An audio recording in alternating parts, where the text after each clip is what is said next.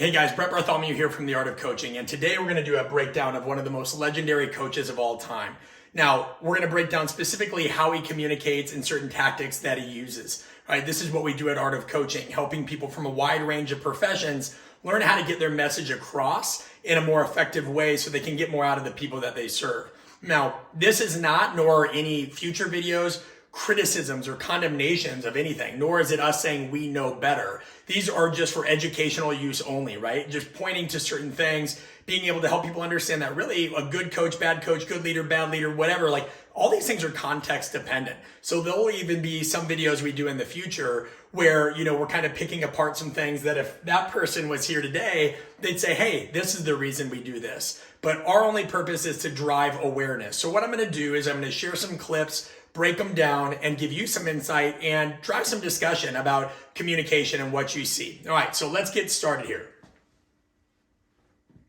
The game of basketball well, you must have good balance, good physical balance.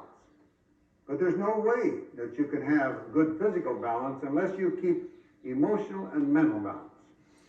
All right, so there's a couple things there that you saw, and the video cuts out at the beginning, but he says, if you want to be able to play the game of basketball well, you have to have good balance. Now, what he's doing really there is priming, right? So if he's saying, if you want to play the game well, of course, most people want to play the game well. And by the way, most people are loss averse, right? They want to stay away from unpleasurable experiences. So that hooks the person's attention because they think, I want to play well, so I better listen to what this guy's saying because he also knows what he's talking about, right? And then he relates it to physical balance, which you think, okay, he's going to go into something physiological here.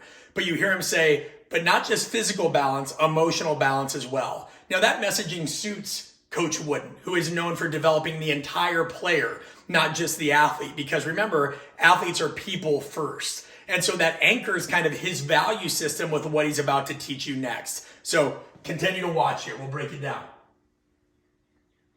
And you must be mentally alert at all times. Now, the extremities of the body control the physical balance, but they only do what the brain tells them to do. They receive the messages from the brain, so you have to have that mental balance at all times. So a couple things there. One, classic communication experts would tell you that disfluencies are bad. And you heard Coach Wooden say, That's not something that we believe at all. Disfluencies make you human. Only robots speak with no clear disfluencies. Now, of course, you don't want to say, like, and we have separate videos on how to work on that. But the point is that, guys, you need to be yourself when you're communicating. Now, to go back to this, he talks again about, hey, the extremities control physical balance. But again, he makes that connection with the mind. And you have to ask yourself when you're coaching, when you're communicating, what values are you consistently reverting back to? Because that's how you create kind of this expectation, this priming effect, this culture of, hey, why is your message unique? Why should I care? And how is it distinct? For him, it continues to go about the person, not just the body, so he can build the whole athlete. Now let's watch how he includes him in the discussion. Almost any fundamental, offensive or defensive, the feet, one extremity on which the game is played on your feet must be just wider than the shoulders. Just wider than the shoulders. Should be comfortable. Is that a comfortable position, Andre? Yes, it is, Coach. All right, now move them wide apart. Now what immediately happens there? You can see that, are you comfortable? No, it looks like I'm stuck. I can't move. And he's not. Now, even though this interaction is a bit rigid because it is an instructional video, you can see how he uses the individual's name and he includes them in the conversation. You can also see how Coach Wooden starts to gesture. And again, you don't want to go into this speaking school thing of thinking you need to gesture so much you're becoming the robot. He's just animated, and that's use of Kinesics. Now, typically people lump all nonverbals into one big category, and that's wrong.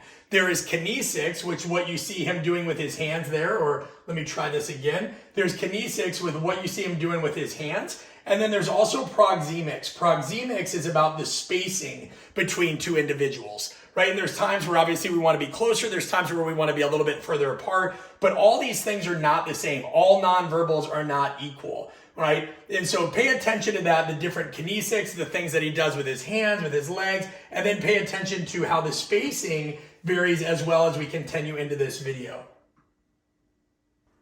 Move quickly, and if you can't move quickly, you're going to be beaten on the basketball court. So they must be just wider than the shoulders, with the entire sole of the foot in contact with the floor, but the weight distributed over the entire foot, but most of it on the ball of the foot. But the heels must be touching the floor. You're not up on your toes. You're on the balls of your feet. Now, the opposite end of the body, we have the head.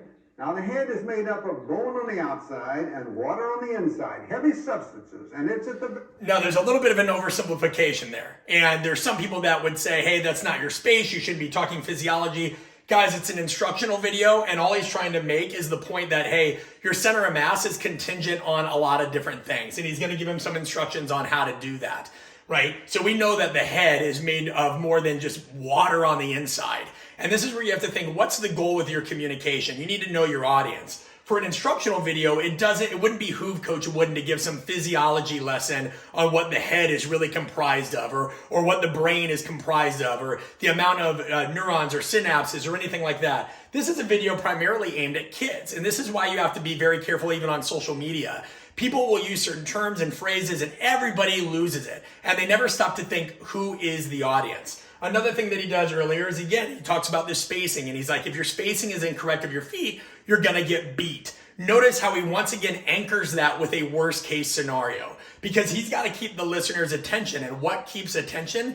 Things that are either stuff that we want to run towards, recognition, validation, success, or run away from, failure and embarrassment. So you want to make sure that you pitch and you reframe these things in a way that's related. So when I work with athletes and certain guys didn't want to squat, I'm not going to sit there and say, hey, you're recruiting more motor units, right? What I'm going to say is, guys, this can help you run faster in conjunction with blank, because that's a goal. If I'm speaking to an academic-based conference, of course, I'm going to use more jargon.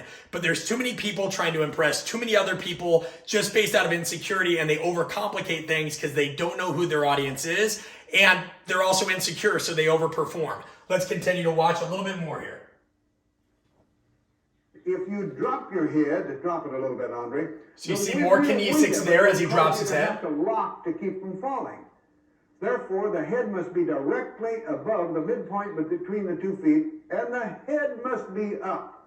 The chin should be up, Okay, so we're going to stop there because we just want to keep these tight. And in the future, we'll do longer ones. But what I want you to think about is, if you were assessing Coach Wooden, right, and you were to give him a grade on his tonality, was it appropriate? On his body position, was it appropriate? And remember, what somebody in Spain at a certain age and certain experience level thinks is appropriate or pleasing is going to differ from somebody else in another part of the world. That's the fun of it. There is no one style of perfect communication that everybody will agree upon. That's why it's messy. That said, it's one of the most well-researched topics in the world.